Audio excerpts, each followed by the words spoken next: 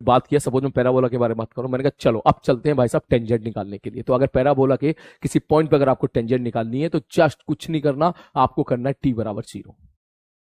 ठीक है, शायद सर्किल था तो सर्किल वाला बात है, वहां मैंने कहा सर्किल पे अगर आपको टेंजेंट निकालनी है तो कुछ नहीं करना है, जस्ट पुट द t बराबर 0।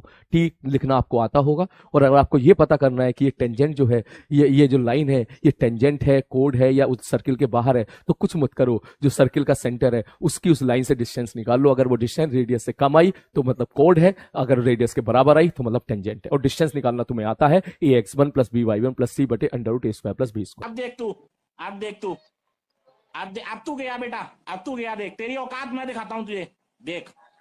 क्योंकि मैं बहुत दिनों से बहुत दिनों से खेल बंद करने के चक्कर में था। Hello, it is like, let me give you analogy from physics. जैसे कि अगर हम इंडक्टेंस कॉइल लगाते हैं, then when alternating current flows through inductance coil, eddy currents are produced, induced EMF बनेगी, जिसके कारण से हम इंडक्टेंस जिसे कहते हैं एल, वह जो इंडक्टेंस है that opposes the flow of current through the circuit.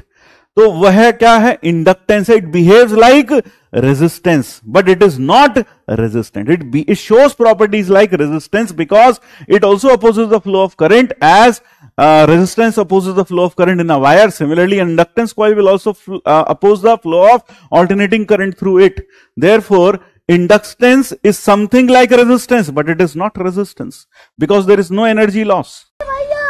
मेरा मुंह से निकल गई, मेरी जबान टूट गई यार। Impedance जिसे कह देते हैं।